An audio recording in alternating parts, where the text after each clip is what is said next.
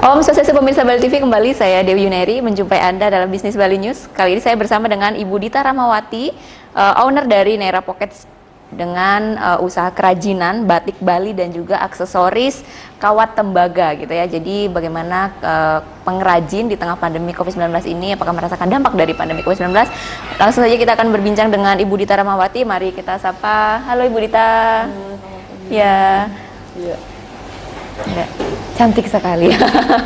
Bagaimana Ibu kabarnya? Alhamdulillah luar biasa. Luar biasa banget ya, seneng lah saya bisa ketemu Ibu Dita, luar biasa. Jadi bidang usahanya kerajinan batik Bali ya Bu ya, dan juga aksesoris kawat tembaga. Ini sepertinya masih jarang banget gitu ya. Sejak kapan sih Bu mulai bisnis ini Bu? Saya memulai bisnis ini sejak 2015. 2015 ya? 2015 mulai merintis bertahap sampai sekarang. Ya, jadi kurang lebih 6 tahun ya Bu ya untuk mendalami kerajinan batik Bali. Dan saya mau tanya Bu, kenapa memilihnya batik Bali gitu kan? Banyak jenis kain yang lain yang bisa digunakan itu ya, mungkin yang harganya lebih terjangkau gitu. Iya, batik Bali bagi saya mempunyai ciri khas tersendiri yang ini nggak didapatkan di batik-batik lain seperti di Jawa seperti itu ya. Jadi saya menangkap batik Bali ini punya corak yang lebih dinamis, tidak terpaku pada satu pattern tertentu, kemudian punya pemilihan warna juga yang lebih colorful gitu. Nah, ini yang bikin saya jadi tertarik gitu untuk mengolah ini menjadi sesuatu yang berbeda, yang mungkin biasanya selama ini dipakai untuk bikin kemeja seperti itu. Saya coba mengolah ini menjadi sesuatu yang beda dan ternyata hasilnya batik Bali juga jadi cantik gitu untuk dibuat jadi kerajinan gitu. Jadi memilihnya, kenapa memilih batik Bali gitu ya Bu? Kalau dari bahan sendiri, dari batik Bali sendiri sejauh ini sempat ada kendala nggak untuk di bahan kainnya? Kebetulan kalau batik Bali ini memang dari saya ada supplier dan beliau ini setiap kali memproduksi batik Bali dan ketika sudah habis nggak akan diproduksi ulang gitu, dan ini menjadi bisa dibilang kelemahan bisa kelebihan juga gitu. Kelebihannya karena produk saya jadi limited juga gitu. Tapi kekurangannya ketika ada orang yang memang pengen banget produk yang sama tapi itu sudah sold, ya kita nggak bisa memenuhi keinginan mereka gitu. Dan tentunya ada cara lain untuk menyelesaikan itu Bu ya, untuk direkomendasikan ke batik yang lain gitu kan ya. Dan juga aksesoris kawat tembaga Bu ya. Itu karena permintaan atau memang keinginan untuk suka dengan produk-produk ini Bu? Untuk aksesoris kawat tembaga ini basicnya dulu saya sempat kursus ya bikin aksesoris ini. Tapi memang membuat aksesoris ini kan butuh ketekunan, ketelitian dan mood, terutama itu jaga moodnya. Nah, selama awal-awal kursus sih bisa tetap stabil moodnya ya untuk bikin-bikin, tapi lama-lama jadi kadang-kadang ada jenuhnya juga. Akhirnya untuk saat ini saya kerjasama kolaborasi dengan teman yang dia suka bikin aksesoris seperti ini gitu. Jadi saya memanfaatkan insight dari TDA ya untuk bisa saling kolaborasi lah sesama teman gitu, saling support seperti itu. Ya, artinya memulai bisnis ini karena hobi atau memang ingin mencoba peluang bisnisnya gitu? Kalau awalnya sih basicnya karena untuk ngisi waktu luang. Iya, mengisi waktu luang. Jadi anak-anak udah mulai tambah besar, udah mulai bisa mandiri sendiri, sehingga saya juga kalau udah selesai ngurusin pekerjaan rumah kan banyak waktu senggangnya.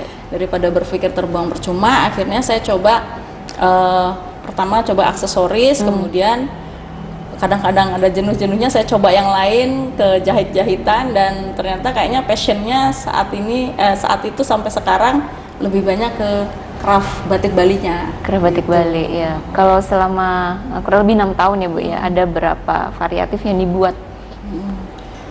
Kalau untuk bros kita ada yang produk reguler.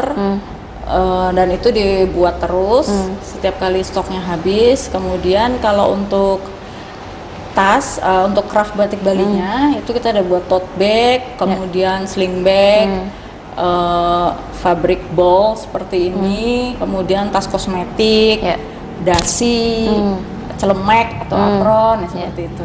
Jadi banyak, lumayan banyak ya, Iya, banyak variannya. variatif. Iya.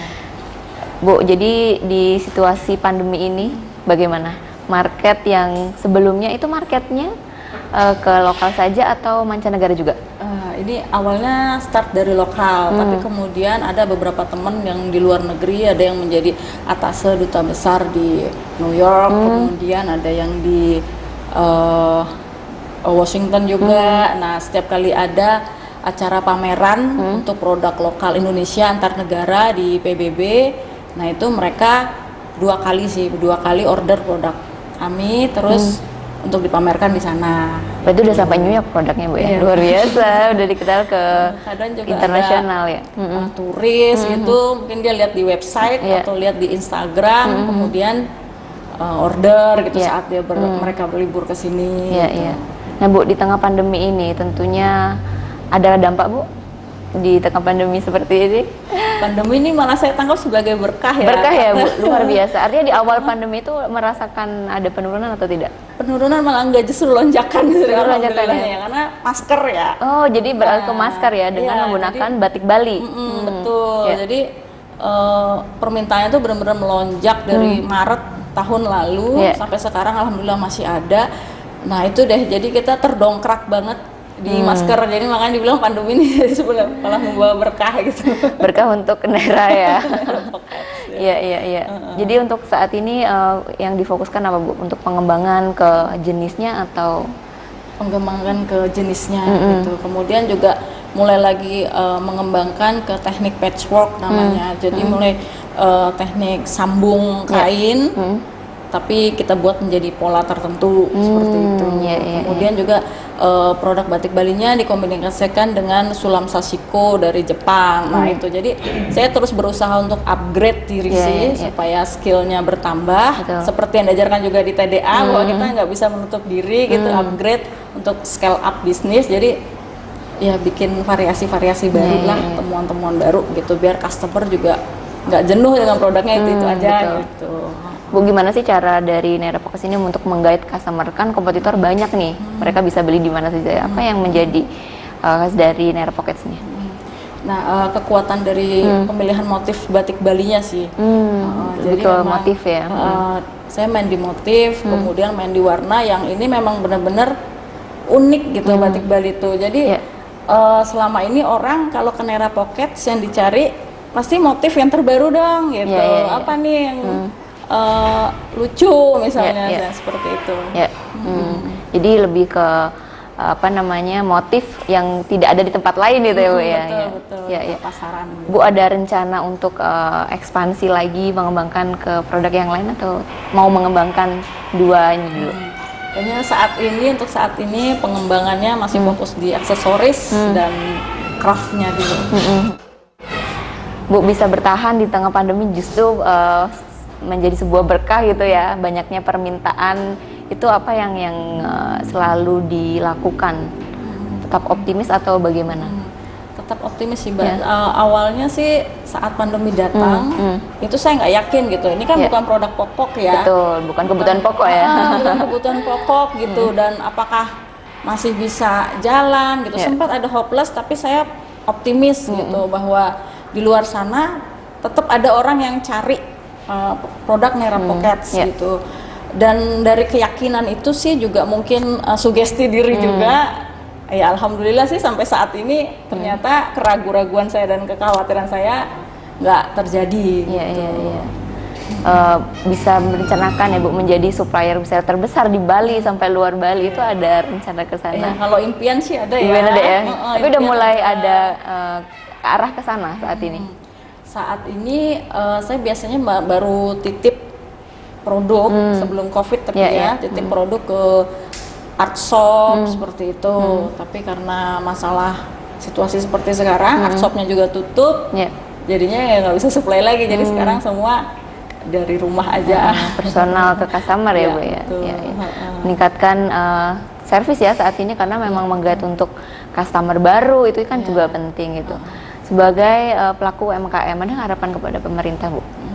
Harapan saya kepada pemerintah ya pemerintah bisa terus support dan merangkul UKM terutama dalam masalah pemasaran, karena kendala yang sering kali dihadapi UKM itu adalah pemasaran. Pemasarannya. Mereka sudah kita sudah produksi banyak tapi tidak tersalurkan untuk terjual gitu. Betul. Saya berharap sih pemerintah mungkin ada strategi khusus bagi para UKM, misalnya memaksimalkan belanja dinas atau belanja lembaganya untuk belanja ke produk UKM seperti itu. Ya. Saat ini dibatasi ya Bu ya pergerakan masyarakat ya untuk aktivitas. Itu lebih untuk berpromosi dan sebagainya, itu lebih ke online atau masih tetap seperti dulu? Kalau dalam situasi normal saya biasanya rutin bazar roadshow gitu ya. Tapi ya situasi seperti ini belum berani lagi. Jadi lebih banyak fokus ke online aja. Ke online aja ya. Jadi tadi juga ada harapan kepada pemerintah terkait penyaluran dari diproduksi banyak tapi tidak tersalurkan untuk sebagai pembeli gitu ya. Betul. Ini harus dibawa kemana barang-barangnya, kita sudah susah payah membuatnya. Baik, Ibu Dita Rahmawati, terima kasih banyak informasinya. Sehat-sehat ya Bu. Amin, terima kasih. Baik pemirsa, demikian tadi wawancara kami bersama dengan Ibu Dita Rahmawati, owner dari Naira Pets, bergerak di bidang kerajinan, batik Bali dan juga aksesoris kawat tembaga. Demikian bisnis Bali News kali ini, saya Dewi Neri. Terima kasih atas perhatian Anda. Sampai jumpa.